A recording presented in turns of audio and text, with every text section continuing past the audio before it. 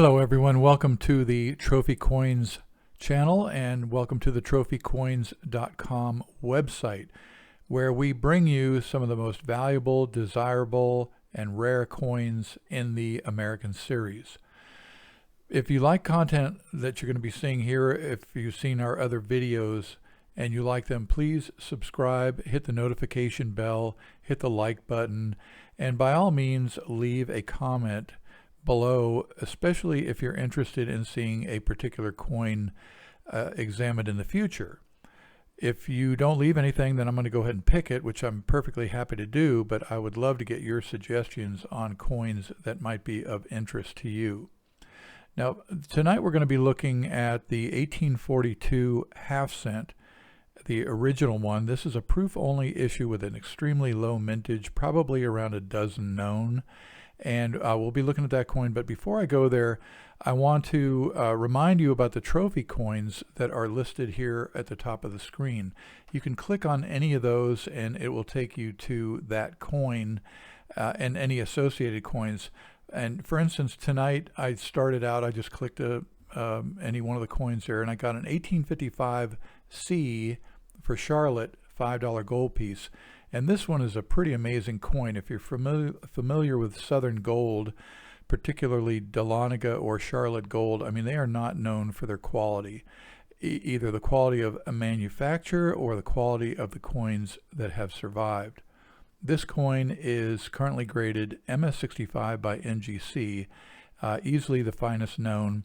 And this is from the North Carolina collection that sold in Heritage in 1999.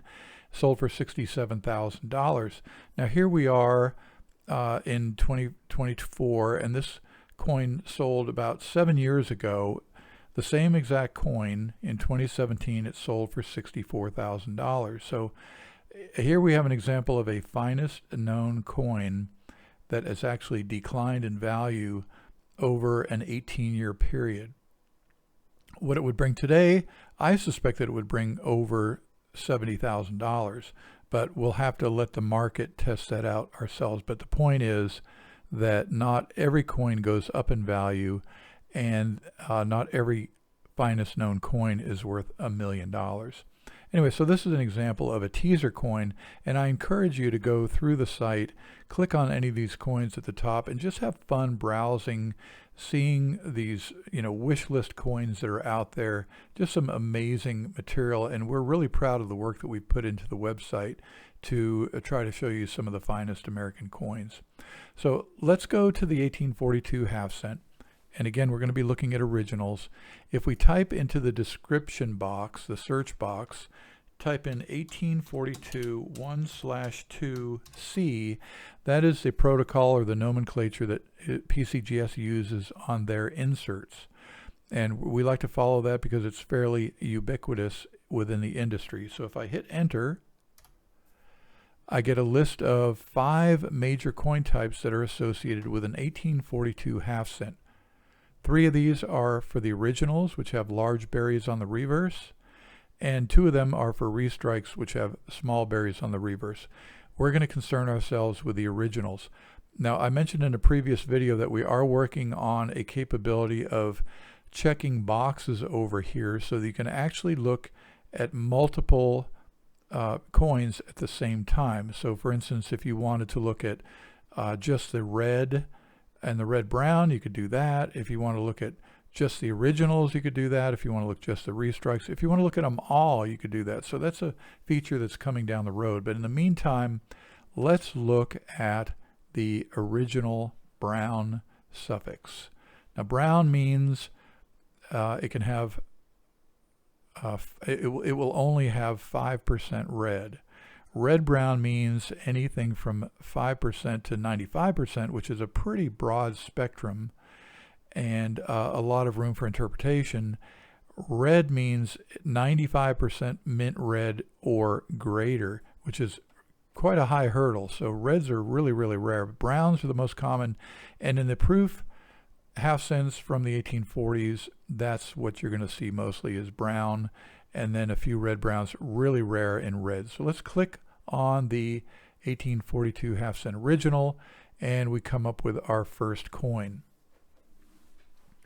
This one is a PCGS Proof 66 Brown, the finest known for the date.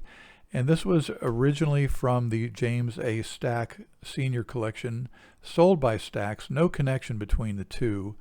It sold in 1989. I don't have a price realized on it, but they only graded it Proof 60, which is an illustration of two things. One, the conservative grading in the older times, and the fact that we have gradeflation, which means over time, grades seem to have crept higher and higher and higher. However, by modern standards, this coin is an exceptional proof coin. Proof 66, that's a remarkable coin. It's going to have really nice reflective surfaces. And you can tell by here, this is not the actual coin, but it's a good representation. And you don't see any mint red on this at all. So that's it falls below that 5% threshold that we need to get into the red-brown. But regardless, this is a remarkable coin. And this came from the Jim McGuigan collection. Jim and I, or let's say we were friends for a long time, back in 1975, I think it was, when I was just getting really interested in dealing. Instead of being a collector, I spent a night in Jim's room. He used to teach at the University of Michigan, and I spent a night on his floor waiting for the November coin show, the Michigan show that was an annual event that we used to go to. So I've known Jim for a long time. Unfortunately, he passed away recently, and his collection was sold. I would say it was the second finest collection ever assembled after Tettenhorst's collection, and you'll see some of his coins maybe even here tonight. Anyway, he had the finest known example, and this coin sold for $39,600. Now that's a pretty strong price for an original of any date in the half-cent series. So that was the market really appreciated the quality that Jim had collected. And same thing with James Stack. If you look at his catalogs, his collection was broken up over multiple catalogs, and he definitely was another one of those guys that had an eye for quality when pretty much nobody else cared. The next finest known is a Proof 65 Plus, graded by PCGS.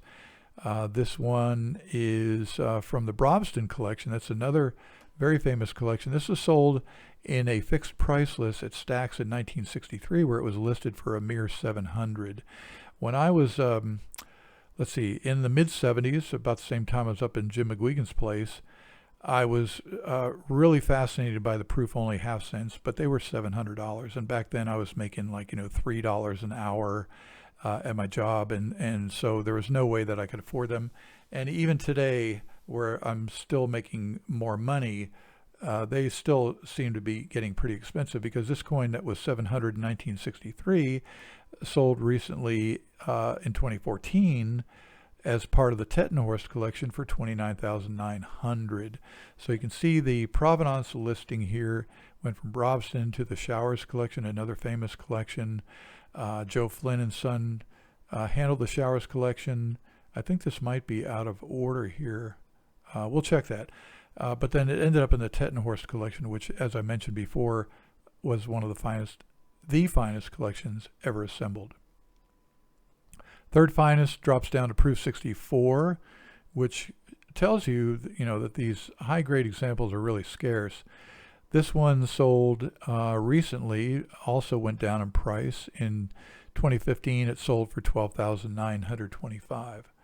The thing about these proof half cents, I pointed out that these are the large berries on the reverse. If you have small berries, it's going to be a restrike. And on these coins here, you want to try to find coins that have nice reflectivity, nice surfaces, and as few as possible carbon spots, which we'll see some of those coming up later on. There is a Proof 63 from the Anderson DuPont collection and John J. Pittman collections that sold for $6,600 way back in 1997. That would be worth substantially more today. I don't have a picture of that one. Why not? We'll get that in there. Hopefully by the time you see this video, if you want to go to the website and look at it, you'll be able to see the picture of the coin. And now we're down to a Proof 60, which is not a very good quality. This is NGC graded, and you can see it's got some sort of discoloration here near the rims and everything. But again, this is an extremely rare coin. As I mentioned, about a dozen known. So it's any coin in an example is worth keeping for an 1842 original. Now all of a sudden we start getting down into circulated 1842s. These were coins that were sold or traded out by the mint in 1842 as proofs. Somebody probably paid a small premium for these things, and yet they ultimately ended up being spent. It would be akin to breaking up a 2023 proof set and pulling out, say, a Lincoln penny from that set and spending it as a proof. And as it goes through circulation, it picks up some wear. The high points are worn off. And people say, well, why would anybody spend a proof coin that they paid a premium for? Well, people fall in tough times sometimes, and this is how it happens. This is a proof of XF details from 1842, and surprisingly, I came across 3 circulated 1842 originals, which I think is a high watermark for the series. Most of the other series, it's rare that you'll find a circulated example, but in 1842, we ended up with at least 3 examples that have entered circulation.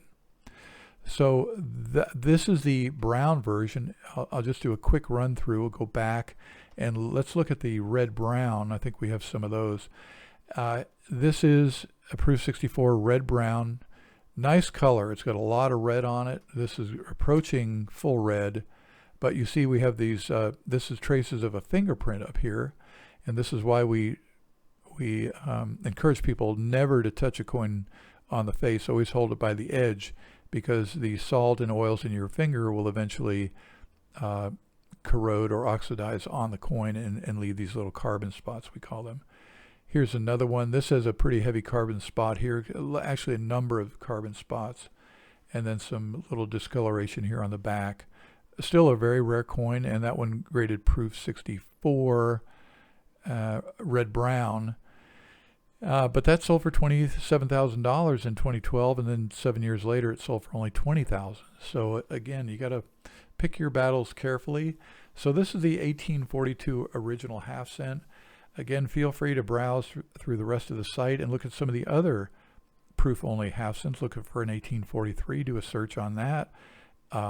Every date from 1840 up to 1849 was a proof-only date. Now, they did make some 1849s for circulation, but that's the only exception in that whole decade.